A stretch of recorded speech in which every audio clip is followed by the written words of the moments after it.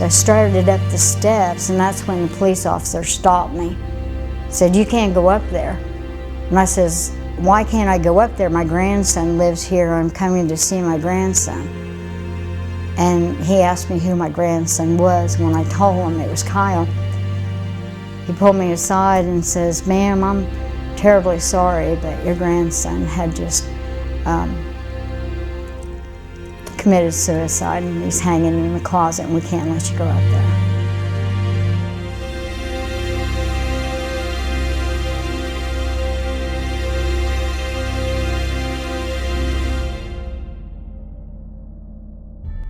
When he was first born, he was like 1.5 pounds and struggling for his life, and because he was a twin, and he found out he was a twin to a girl, so that was kind of funny, and she was bigger than him. After that, he got to come home when he was 6 months old, and you know, he's just all bubbly and ornery at the same time.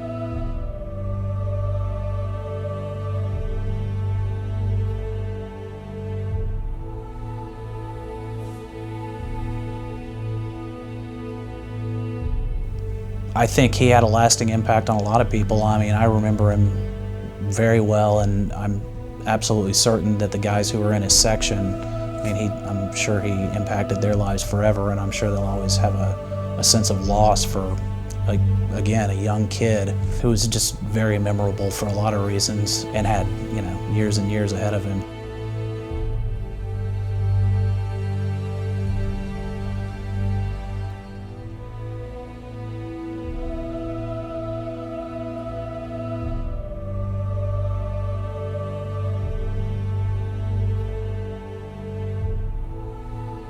McMichael's relationship was really strong within the section. I mean, he was a very valued member.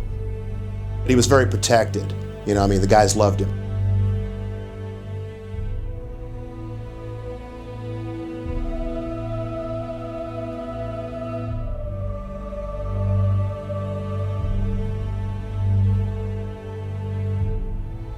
You got that void somewhere, you know, in your life because of it.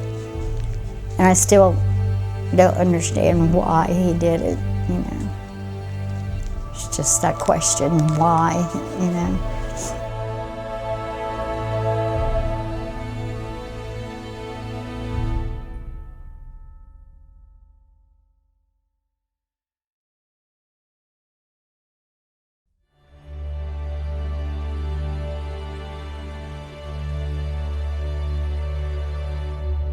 When people struggle with suicidal thoughts, I think it's different for everyone. It's not necessarily the same picture.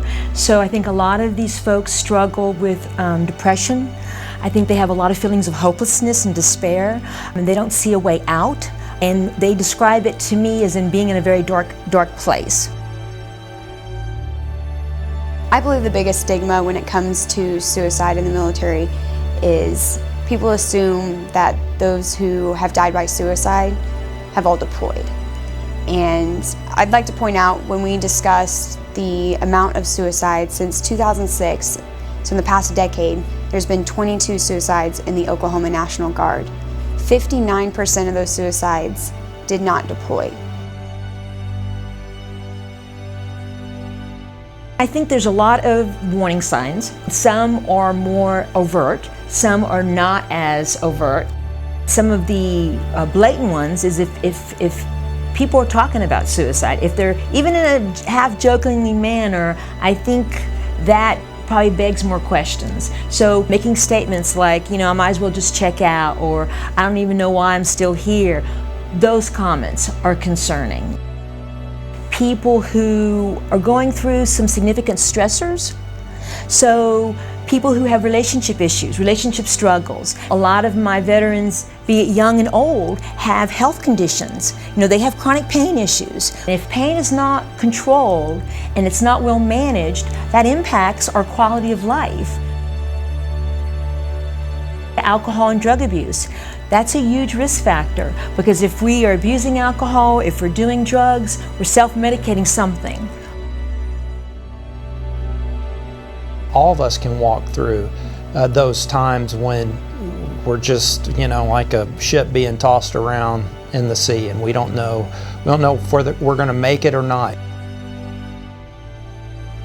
They don't see a way out, and they feel hopeless about their situation, and they don't feel like there can be any resolution to it.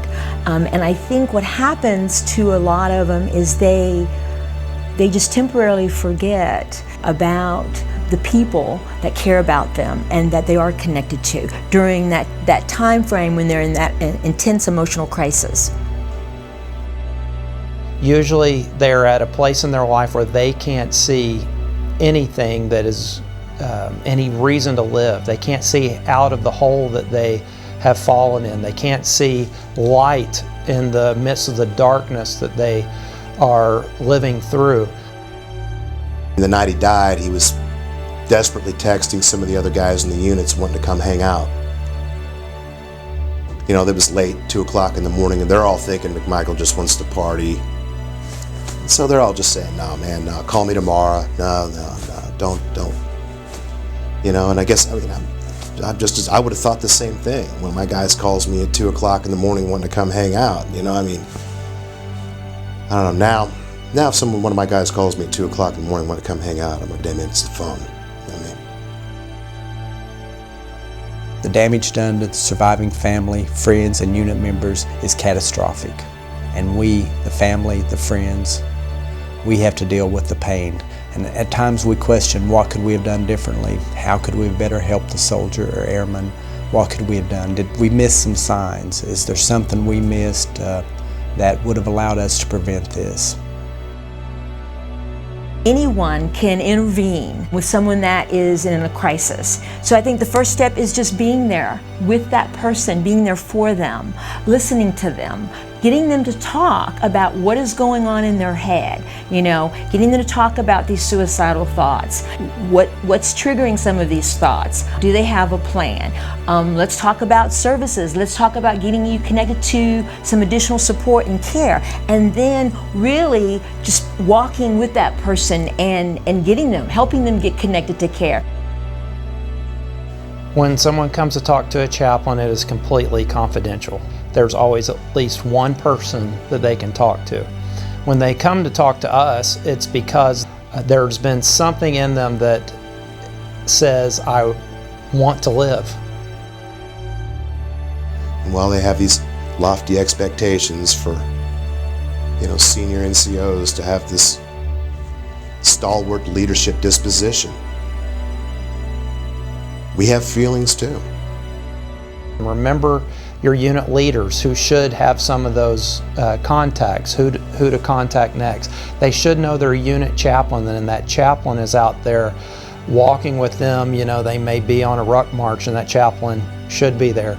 They may be on a run, they may be at the dining facility, they may be in the barracks, but they can at least find that chaplain. And there are a lot of community resources, some partners who've come along beside us and said, in addition to some of the veterans resources and some of the things that we might traditionally think of as being our go-to resources, they've come alongside of us and said, when those are overwhelmed, or if a soldier doesn't feel like talking to them, we are willing to partner with you to help them through those dark times.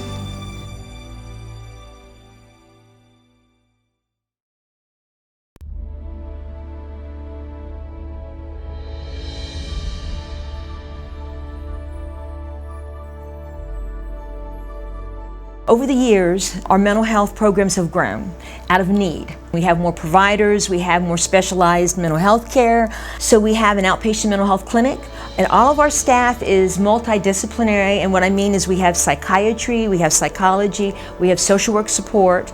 We have our outpatient mental health clinic that provides a lot of individual therapy, group sessions, we do a lot of educational classes. We also have a specialized mental health program, which is our Trauma Deployment Recovery Service program. Now that program is specialized for our veterans, our combat veterans. So in the Oklahoma National Guard, we're citizen soldiers as well as airmen, and we face the same struggles when it comes to careers and families and finances. And that's what's great about the Guard, is because we have a lot of programs and services that are directed towards our soldiers and airmen to help with those struggles. We have employment specialists that can help guardsmen find jobs and get employed. We have financial specialists that can help guardsmen plan and budget. We have family programs for both married and single soldiers and airmen. There's a lot of programs that are geared specifically towards guardsmen to help with these struggles.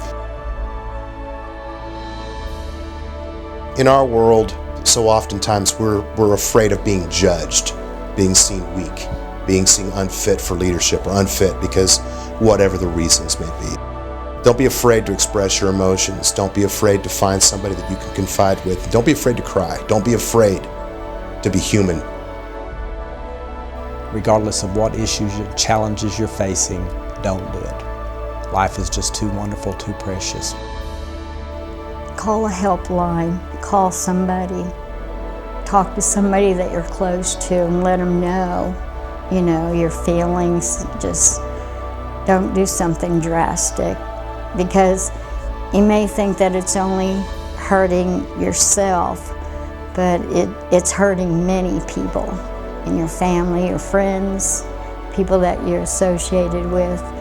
I pray to God every day to let me have the strength to go on, because I have other family members, that maybe I'm here because they need me for something. I don't know what, but I'm here for a reason, and you should be too.